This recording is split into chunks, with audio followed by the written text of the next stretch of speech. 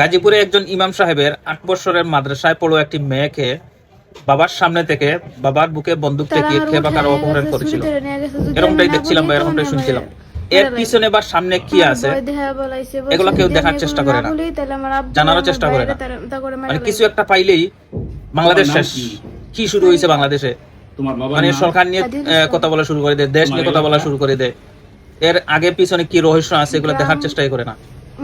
অথচ দেখেন তো এখন এই মেয়েটাকে দেখেন, মেয়েটাকে 8 বছরের, এই মেয়ের বয়স মোটামুটি 16-17 বছর, মানে বিয়ের উপযুক্ত।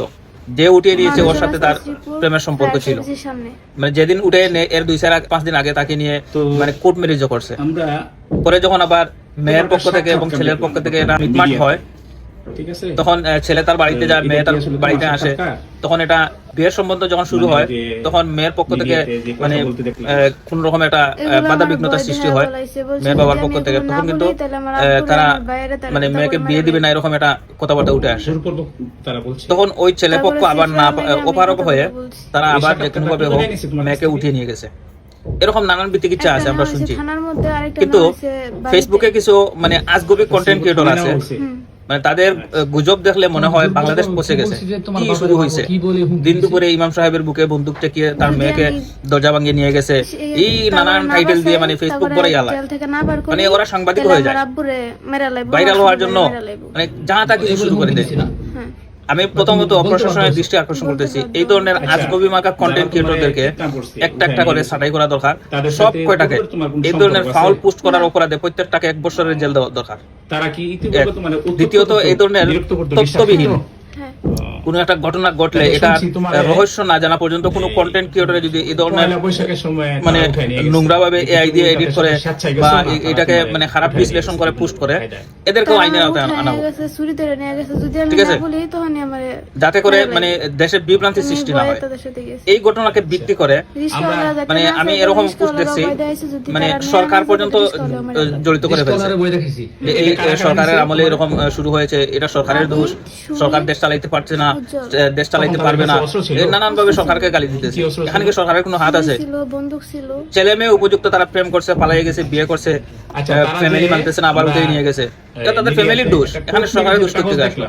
ঠিক আছে, এই ভিডিওটা দেখেন, দেখার পরে কিছু মন্তব্য করে দেয়। কেমনে করলো এটা আমি জানি না, কোর্ট ম্যারেজ কেমনে করছে আমি এগুলো কিছুই জানি না।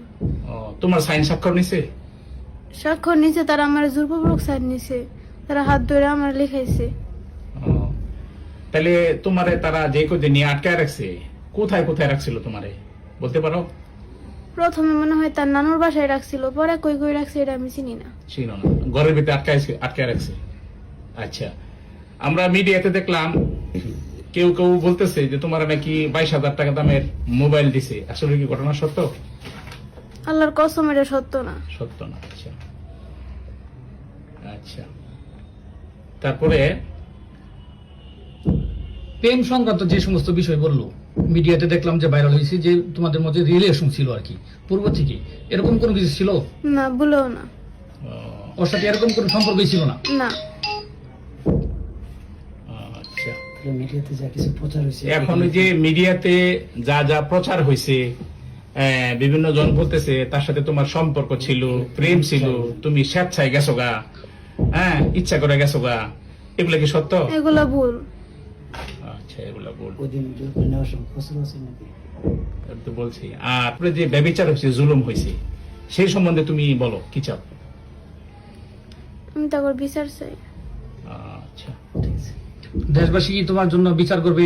আইন প্রশাসন যা আছে এদের কাছে তুমি কি বিচার চাও না? আমি সবার কাছে বিচার চাই। তাদের কি কিরকম শাস্তি চাও তুমি? কিরকম জুলুমটা তোমার উপর করা হয়েছে, কিরকম শাস্তিটা চাও? তোমার মারছে, আঘাত করছে তারা?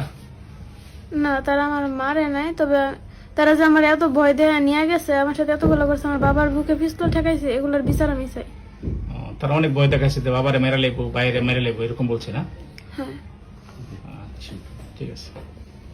আমরা শুনলাম মিডিয়াতে বিভিন্ন লোক প্রচার করতেছে যে তোমার নাকি বিয়ে হয়েছে, তো আসলে এই বিষয়টা কতটুকু সত্য? যদি হইয়া থাকে কিভাবে হইলো, কারা করাইলো, কোন জায়গায় করাইলো, আমাদেরকে একটু খুলে বলো।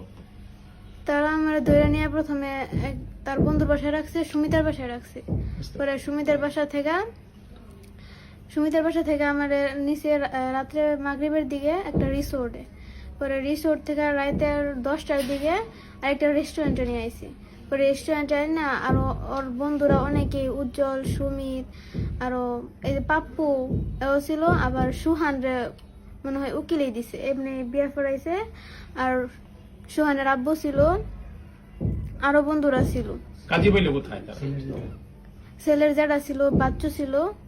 আর কাজী বলতে পারি না, কোনো হুজুর কিছুই না, মানে ছেলেটা কাজী নাকি আমার সন্দেহ আছে। ওরাই বিয়া পড়াইছে, কবুল টবুল করে আছে। কিন্তু তারা তোমার ভয় দেখে জোর করা করাইছে হ্যাঁ, যে যদি কবুল না করস তাহলে এরকম মেরে ফেলবো, এরকম কিছু হুমকি দিছে? হ্যাঁ হুমকি দিছে।